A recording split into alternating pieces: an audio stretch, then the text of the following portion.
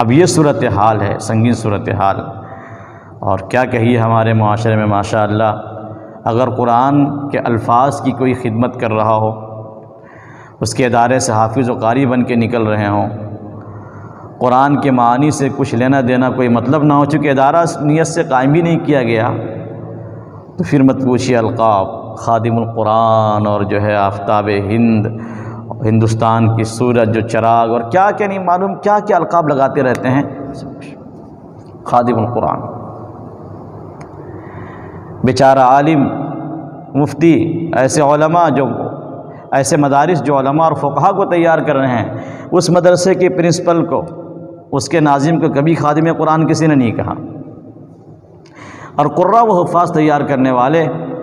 یہ اعجاز اپنے حصے میں بٹول لیتے ہیں کہ ہم خادم قرآن ہیں، اور بڑے خوش بھی ہوتے ہیں۔ اس روایت کو سامنے رکھ کر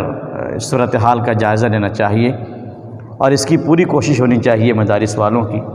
کہ بالخصوص جو ادارے عالمیت ہی کے لیے قائم کیے گئے ہیں، مدرسے کے اساتذہ، مدرسے کے ذمہ داران، اور بالخصوص طلباء، ان حضرات کو اس پر پوری توجہ دینی چاہیے کہ جب مدرسے میں داخلہ لے لیا ہے ہم نے، اللہ تعالیٰ نے ہمیں یہاں تک پہنچایا ہے، تو اپنے وقت کو بالکل ضائع نہ کریں، اور ایک قابل قدر اور عظیم الشان عالم دین اور مفتی وہاں سے بن کر نکلیں، تاکہ معاشرے کو فائدہ ہو، دین کی خدمت ہو سکے۔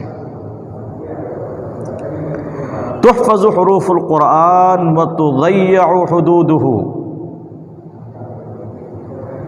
وہ زمانہ جو آئے گا وہ کیسا ہوگا؟ قرآن کے الفاظ، قرآن کے حروف کا تو خیال رکھا جائے گا،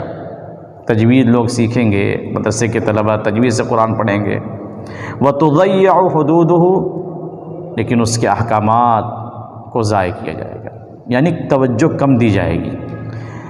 قرآن کے الفاظ کو پڑھ لینا، بچوں کو حفظ کرا دینا، ناظرہ قرآن ختم کرا دینا، اس پر ساری صلاحیت صرف کی جائے گی، اس کو اپنی سب سے بڑی اور سب سے آخری کامیابی سمجھیں گے،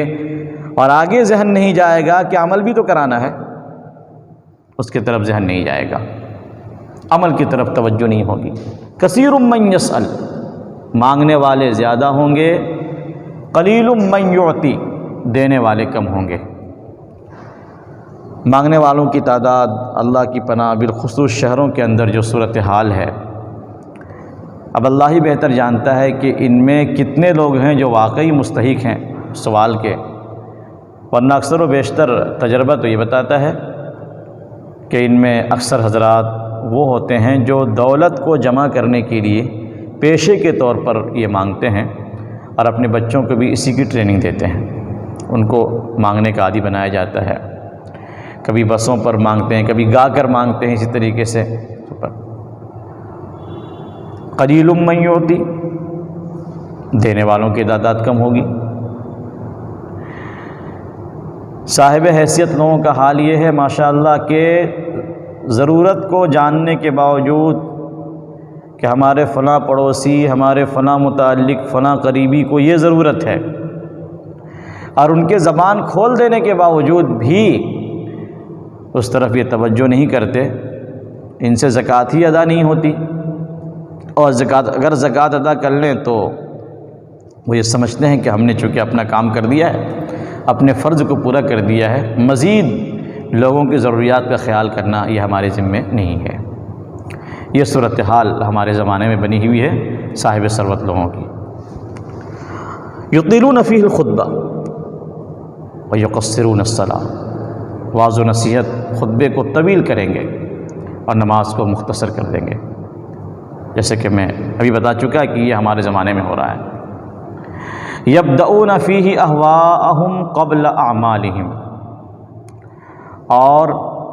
اعمال صالحہ سے پہلے پہلے اپنی خواہشات کو انجام دیں گے۔ نیک عمل کا تقاضا سامنے ہے کہ اس کو پہلے کیا جائے، لیکن اس عمل کو انجام دینے کی وجہ سے کوئی ایسا کام جس کی طرف نفس جا رہا ہے، وہ نفس کی خواہش ہے، وہ نفس کی اولین ترجیح ہے۔ اگر ہم نماز میں لگے، اگر جماعت میں شریک ہوئے تو فلاں چیز ہاتھ سے نکل جائے گی، جماعت جائے تو جائے، اس کی پرواہ نہیں کرتے، اور نفس کا تقاضا اس پر پہلے عمل کرتے ہیں۔ ہم اس صورتحال سے دوچار ہیں۔ ضرورت اس بات کی ہے کہ حضرت عبداللہ بن مسعود رضی اللہ تعالیٰ عنہ نے ہمارے زمانے کی جن خرابیوں کی طرف توجہ دلائی ہے،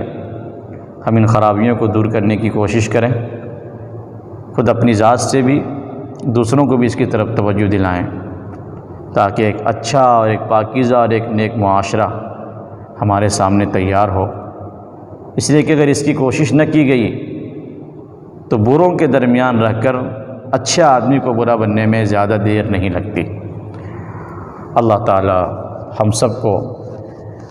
حضرت عبداللہ بن مسعود رضی اللہ تعالیٰ عنہ کی اس پیشگوئی اور اس آنے والے خطرات جس سے ہم دوچار ہیں، اللہ ان خطرات سے بچا کر سیدھی راہ پر ہم سب کو چلنے کی توفیق عطا فرمائے، اور جو خصوصیات حضرت ابن مسعود رضی اللہ تعالیٰ عنہ نے اپنے زمانے کی بتائی ہیں، ان خصوصیات کو ہم اپنے زمانے میں پیدا کریں، اللہ سے اس کی توفیق مانگیں۔ اللہ ہم سب کو اس کی توفیق عطا فرمائے۔ وآخر دعوانا الحمدللہ رب العالمین۔